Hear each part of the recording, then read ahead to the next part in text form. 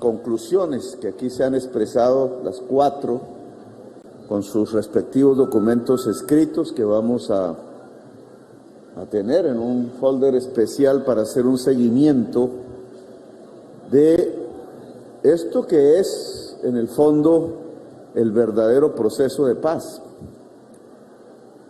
Indudablemente la paz no consiste exclusivamente en una negociación entre el Estado, sea en su rama judicial, sea en su rama política, gubernamental, y una organización armada determinada.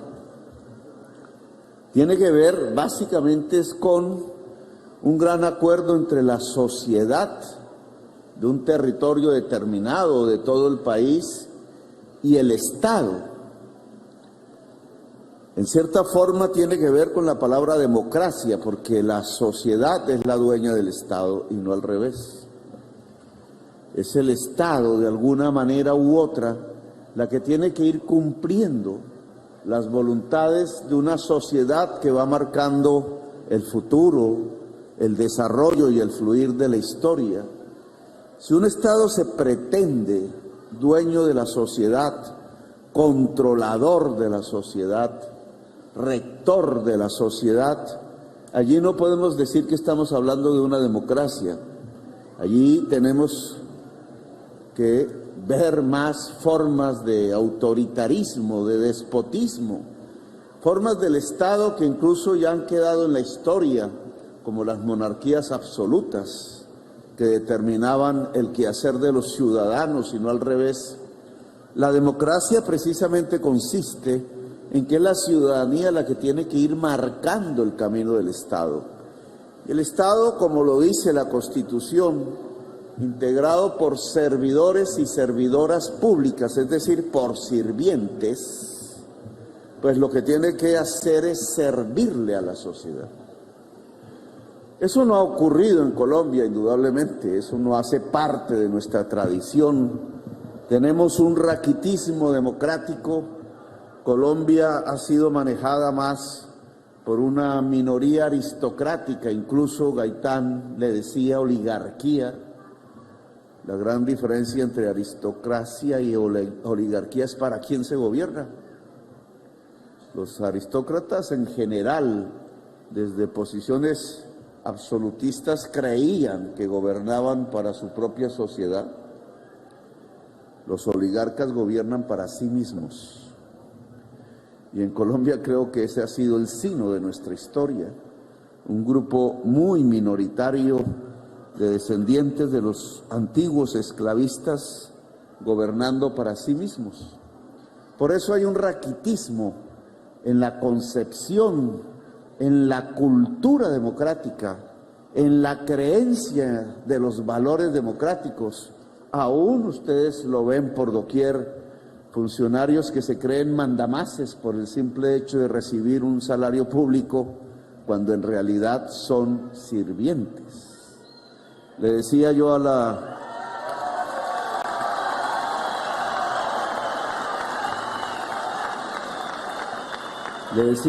la anterior vicepresidenta y ministra de Relaciones Exteriores en algún debate en el Congreso, es que señora, usted es sirvienta del pueblo. Se puso pálida, no le gustó ni 5 la palabra que yo le dije, ese sirvienta, pero eso es un funcionario público, un sirviente. Yo soy un sirviente. Y si fuese mujer, sería una sirvienta del pueblo. Y esa es la característica que todo funcionario público aquí presente y no presente debe adquirir. Saber que su salario, saber que su tiempo pagado por el pueblo colombiano, saber que incluso su preparación a la que ha podido tener acceso es al servicio de la gente. Aquí indudablemente en el Catatumbo hemos vivido, como en muchas regiones de Colombia, abandonos, exclusiones, represiones, encarcelamientos, muerte, masacres, genocidios. es parte de nuestra historia nacional, lamentablemente. La violencia se ha emparejado con nuestras vidas. Casi que hemos vivido permanentemente con ella, casi que somos hijos de la violencia, yo diría que lo somos, porque va más allá de nuestra propia generación vital, porque no es sino escuchar las historias de nuestros padres, de nuestros abuelos, cuando pudimos escucharlas, y parecieran más de lo mismo que hemos vivido. Ellos también tenían que salir corriendo cuando llegaban las fuerzas de la oscuridad. Ellos también tenían que tener noches de miedo. Ellos también tenían que inventarse fórmulas para sobrevivir, resistir, defenderse. Los actores de la violencia indudablemente han variado, la historia ha variado. Ya no es el siglo XIX en donde se agarraban unas regiones con otras porque eran federalistas o centralistas y se mataban por montones. Muchísimos campesinos, que eran la mayoría del pueblo colombiano, llevados a la fuerza, amarrados con cadenas a las patas del caballo del general, que no era más sino el terrateniente de la zona y que se ponía a sí mismo, se autodenominaba general de un ejército que no era sino el ejército de sus peones y que enfrentaba con otro ejército de peones para extender la cerca de la hacienda o para extender la cerca dentro del poder. Así se construyó el Estado de Colombia, así se construyó el Parlamento colombiano. Las leyes no fueron hechas por los peones, las leyes fueron hechas por el hombre de a caballo que se llamaba a sí mismo general y que no era más que un terrateniente propietario de esclavos. Esos tiempos tienen que cambiar.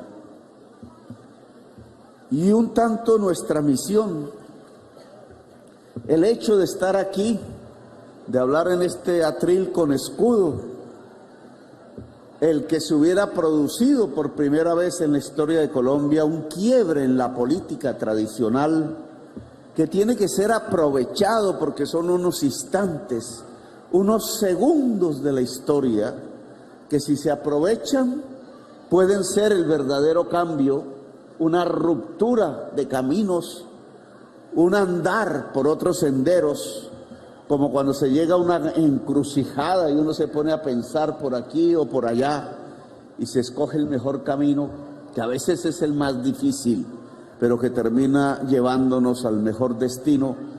Esos segundos de esta historia que hoy estamos viviendo tienen que asegurar una transformación de la sociedad colombiana. Si no, perdemos el año. Si no, todo vuelve al cauce de la tradición. Si no, otra vez retrocedemos, quizás en las violencias que tendrán otros actores, quizás en la desesperanza, quizás en la desilusión. Aprovechar estos segundos es nuestra obligación. Y esta reunión tiene ese sentido. No es un encuentro más, aquí alguien lo decía. No llegamos simplemente a criticar lo que hay, sino a proponer. Es decir, a hacer gobierno. Aquí lo que les estamos proponiendo es que ustedes sean el gobierno de la región, que tengan el poder, porque esa es la democracia. Aquí lo que estamos proponiendo es que esas ilusiones, esos debates, esas discusiones, esas propuestas se puedan volver realidad incluso en sus propias manos. Aquí lo que estamos proponiendo es una etapa de la historia de Colombia donde la gente del común sea el poder verdadero de esta nación.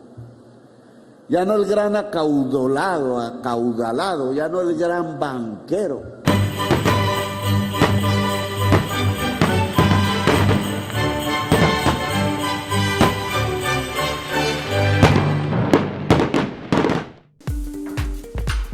Hola, bienvenidos al tercer canal.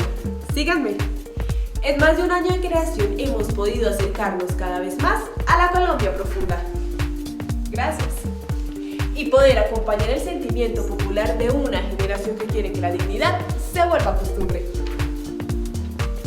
Ustedes, los seguidores del Tercer Canal, son la razón por la cual nosotros podemos seguir realizando nuestro trabajo día a día. Gracias a sus aportes a nuestras líneas Nequi y DaviPlata, podremos seguir llegándole a millones de colombianos la información de nuestra agenda alternativa. Y recuerden suscribirse a nuestro canal de YouTube para recibir todas las notificaciones de nuestros contenidos. Somos el Tercer Canal, la voz de los que no tienen voz.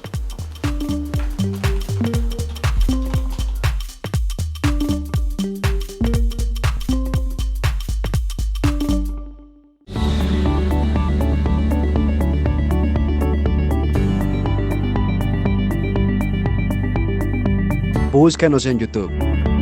Selecciona tu video favorito. Suscríbete a nuestro canal. Activa la campanita de notificaciones. Puedes donar fácilmente para que continuemos con nuestro trabajo.